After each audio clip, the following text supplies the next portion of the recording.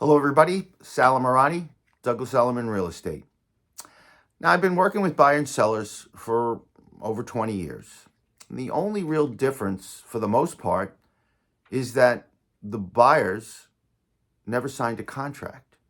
Sellers always had a contract. It stated how long we would help them sell, the commission that they would protect, and what they expected in price. The buyers rarely ever signed that kind of contract, but we're always given the same fiduciary responsibilities, at least I did, to every buyer I ever worked with: confidentiality, loyalty, obedience, all of these things, the golden rule, basically, of real estate, that we put our client, in this case, the buyer's needs and wants ahead of our own desires. So we've always given, or I have always given, the buyer those fiduciary responsibilities, as I just took it for granted. But now, the way real estate is changing, we're going to have more buyers sign that kind of buyer contract that states a duration, a price point, location even, of where they want to buy.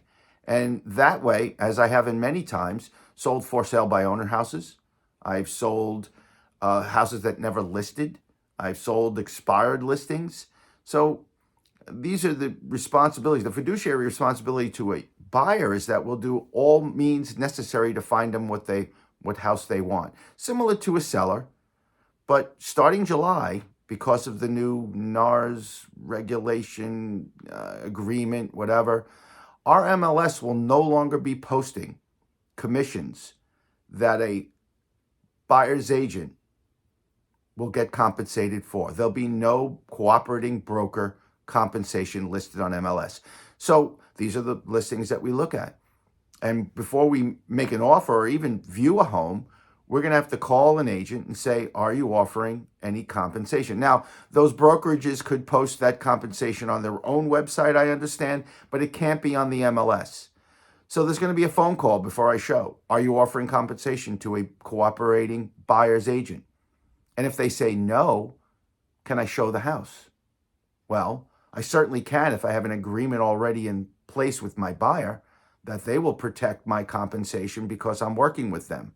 Now, confusion often happens when speaking with homeowners, even when we've worked with homeowners that are not only selling but also buying.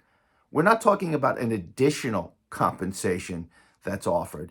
It's a flat compensation that we earn due to the responsibilities and the work that we do to find you that house or to sell you that house. So I don't see a big difference between a seller signing an agreement to say, hey, I like you, I think you're good, I think you have experience, and I think you'll be a good fit to sell my house.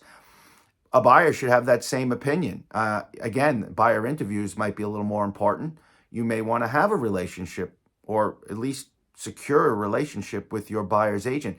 You certainly will be working with them more closely than we ever work with a seller. The seller will follow up with feedback, will schedule showings, will obviously go over a weekly inventory as to who showed, what their feedback was, and how the listing is going. But with a buyer, we're probably on the phone with them every day, texting back and forth. This was new. What happened with this? So we do spend quite a bit of time with a buyer. And I'm not sure why they are so hesitant to sign a simple agreement that they will work with one agent.